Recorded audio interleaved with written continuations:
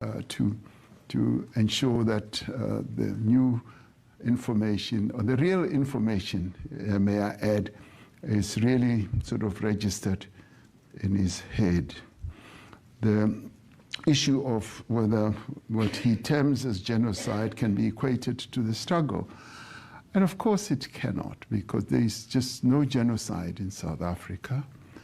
And of course, it is an issue of how one looks at it. As they say sometimes, the shape of the mountain depends on which point or which direction you are looking at it. And in this case, we cannot equate what is alleged to be genocide to what we went through in the struggle, because people were killed because of the oppression that was taking place in our country. So you cannot equate that. The presence, as Sidi asks, of golfers in the meeting, as I think I said, right at the beginning of my input, I said, when I spoke to him, we agreed that we should meet, and he said, bring along with you Gary Player, Annie Els, and Retief Goosen, because he loves them. He's a golfer, he's an avid golfer, and he speaks about golf quite a lot, and he respects the South African icons. And he even asked, what is it about South Africa that produces such great golfers? And I said, it's the water that we drink, and I guess much more. Minister Steenhuisen said, you know, the environment, the atmosphere, and the food. So he wanted to see them again, and to see them in a different setting, in suits and all that. Could there have been a better briefing? We didn't have the opportunity. Some of them just arrived today or just late last night. But it is what it is. And they spoke about their own experience. And it's an experience that we're not hiding. It is there.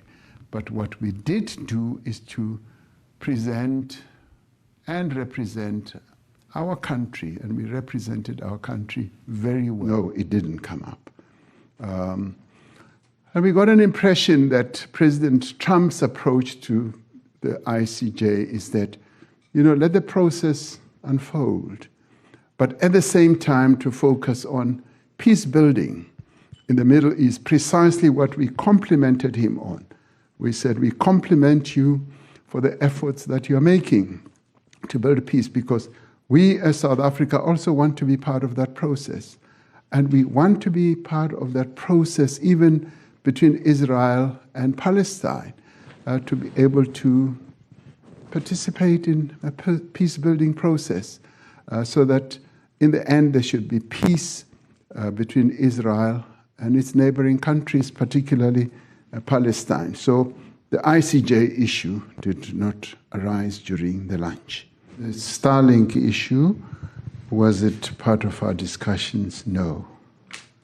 What we were able, and this is part of the offer or the package that we're talking about, is creating an environment for investments to take place. What do we want? We want US companies to come and invest in South Africa. That is a real deal for us. We want foreign direct investment. And to do that, we've got to create a conducive environment for FDI, for foreign direct investment. And where, for instance, in the past, we've been able to do so and attract US companies and utilize regulatory frameworks such as instead of BEE compliance, you could have equity equivalence. And US companies have embraced that. That shows that they are willing to go along with our regulatory framework, which we have crafted to attract investors to South Africa.